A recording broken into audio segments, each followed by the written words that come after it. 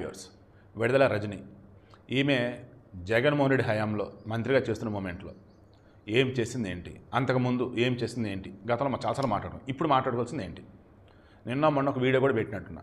లావు శ్రీకృష్ణదేవరాయలు క్లియర్గా చెప్పాడు, అసలు మేము సంపాదించినటువంటి ఆస్తులు ఏవైతే ఉన్నాయో, మేము కొనుగోలు చేసిన భూములు ఏమైతే ఉన్నాయో ప్రతిదీ కూడా వ్యాలిడ్ డాక్యుమెంట్స్ అండ్ ప్రాపర్ వేలో కొనుగోలు చేస్తున్నాం అంటూ గవర్నమెంట్ దగ్గర నుంచి ఏనాడు కూడా మేము భూమి తీసుకోలేదంటూ మొత్తం రివీల్ చేస్తూ ఈవెన్ నేను ఇరికించాలనుకోవటం ఏంటి అసలు అని చెప్పేసి ఒక డేటా రిలీజ్ చేశాడు.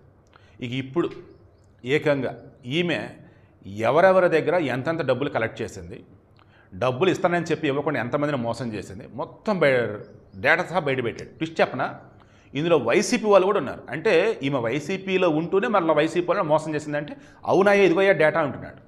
ఏ క్వారీ యజమాని దగ్గర అయితే నాకు డబ్బు కడతావా లేదన్నప్పుడు ఫైన్ కడతావా అంటూ వేధించిందో, వాళ్ళకి తప్పు లేకపోయినా ఏకంగా ఆనాడు ఉన్నటువంటి మంత్రులు అధికారుల దగ్గర వెళ్ళి ఫోర్స్ చేసి మరీ డబ్బులు వసూలు చేసిందో, దానికి సంబంధించిన డేటా మొత్తం కూడా ఇదిగో అదే ఏసీబీ దగ్గర ఉంది. అందుకు ఇప్పుడు ఆ మీద కేసు పెట్టారు, త్వరలో అరెస్ట్ కూడా చేస్తారు.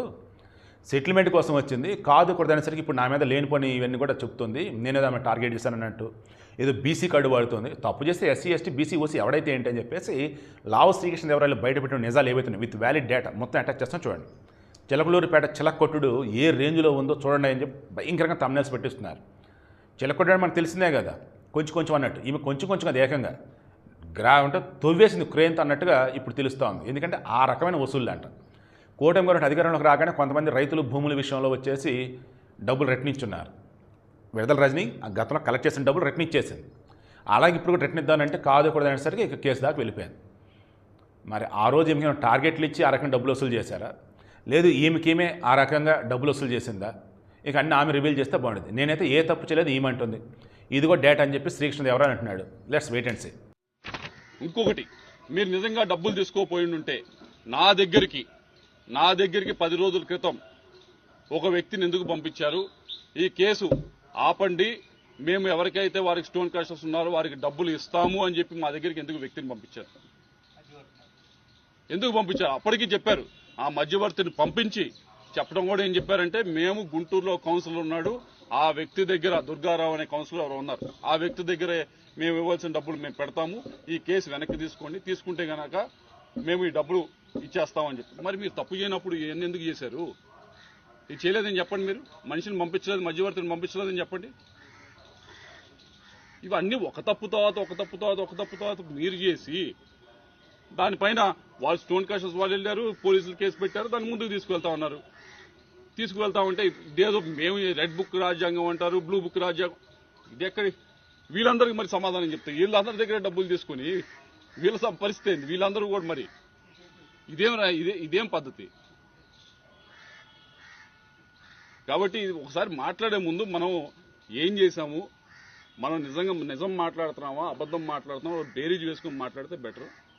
దాన్ని తప్పి మాట్లాడితే తప్పకుండా అన్ని బయట. ఈ రోజు ఎవరైతే మీరు వెనకమాల నుంచి మాట్లాడిస్తా ఉన్నారో, ఎవరైతే మీకు ఈ టాపిక్ డైవర్షన్ క్యారెక్టర్ అసోసియేషన్కి ట్రై చేస్తా ఉన్నారో, నేను వారికి చెప్తా ఉన్నా, ఇప్పటిదాకా నేను రిస్ట్రైన్ గానే ఉన్నాను, నేను ఎక్కడ మాట్లాడను. కానీ ఈ రోజు నుంచి నాకు కూడా ప్లాట్ఫామ్స్ ఉంటాయి, నేను మాట్లాడే అవకాశం వస్తుంది, నాకు చాలా అవెన్యూస్ ఉంటాయి.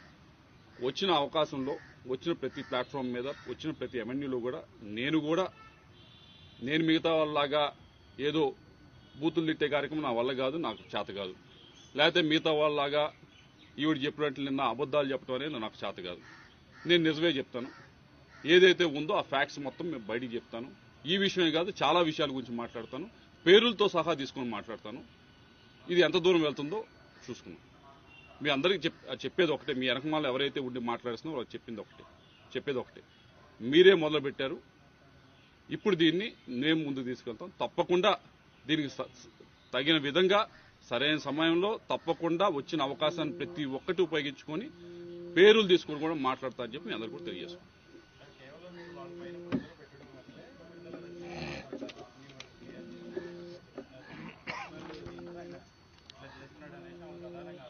అమ్మ, ఈ కంపెనీ వాళ్ళ గురించి చెప్తూ ఏం చెప్పారంటే, ఒకటి వీళ్ళు తెలుగుదేశం నాయకులు అందుకని వీళ్ళు కేసు పెట్టారు అని చెప్తారు. ఈ కేసు పెట్టింది ఈ రోజు కాదు నాయన, దీని గురించి ఎత్తింది, దీని గురించి మాట్లాడింది ఈ రోజు కాదు, దీని గురించి మాట్లాడింది అప్పుడే మాట్లాడేది. అండ్ ఎస్పీ జాషువా గారు ఇచ్చిన స్టేట్మెంట్ ఉంది, ఆవిడ ఇచ్చిన స్టేట్మెంట్ కూడా ఉంది, ఇచ్చిన స్టేట్మెంట్ ఉంది. సరే వీళ్ళు అంటే టీడీపీ నాయకులు అనుకోండి, నేను కొన్ని పేర్లు చెబుతాను.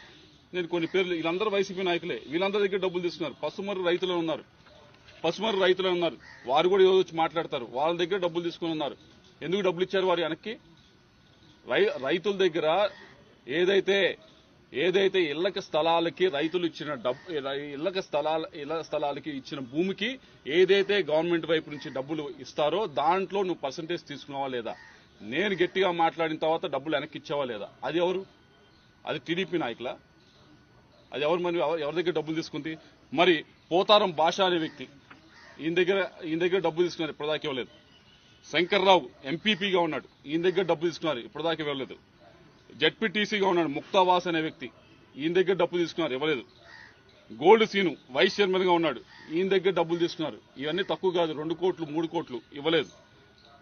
మున్నంగి రత్తారెడ్డి అనే వ్యక్తి దగ్గర డబ్బు తీసుకున్నారు, ఇవ్వలేదు. వీళ్ళందరూ అబ్బాస్ ఖాన్ వీళ్ళ దగ్గర డబ్బు తీసుకున్నారు. సత్తా వేములయ్య, నాగయ్య, రాజేష్ నాయుడు, గట్టా హేమ, ప్రదీప్ వీళ్ళందరూ కూడా నీతో పాటు తిరిగిన వారు, నీతో పాటు పనిచేసిన వాళ్ళు. వీళ్ళందరి దగ్గర డబ్బులు తీసుకొని, వీళ్ళందరి దగ్గర డబ్బులు ఎగ్గొట్టి, వీళ్ళందరినీ కూడా బెదిరించి అధికారాన్ని అడ్డు పెట్టుకొని, ఇవన్నీ వీళ్ళందరూ కూడా టీడీపీ నాయకులేనా? వీళ్ళందరూ నీ చుట్టూ ఉన్న వాళ్ళే కదా మొన్నటిదాకా. వీరందరికీ ఏం సమాధానం చెప్తారు మీరు? ఇవన్నీ నిజం కదా? వీటన్నిటికంటే ముఖ్యమైనది పసుమర్రు రైతుల దగ్గర ఎందుకు డబ్బులు తీసుకున్నారు? ఎందుకు వెనక్కి ఇచ్చారు అసలు? కానీ ఒకటైతే చెప్తా ఉన్నా, నన్ను ఇప్పటిదాకా నేను ఎవరి గురించి మాట్లాడలేదు. ఎలక్షన్ సమయంలో కూడా ఎలక్షన్లో ఏదో నేను చేశాను, అది చేశాను, ఇది చేశాను అని చెప్పేవాడు. టైమే అందరికి సమాధానం చెప్తాను, నేను వదిలేశాను. నిజంగా టైమే కొంతమందికి సమాధానం చెప్పింది, వాళ్ళే తెలుసుకున్నారు, అంతా. నేను ఇప్పుడు కూడా చెప్తాను, నేను ఎప్పటిదాకా నేను ఎత్తలేదు, మీరే ఎత్తారు, మీరే నా పేరు ఎత్తారు, మీరే మాట్లాడిచ్చారు ఆవుతో.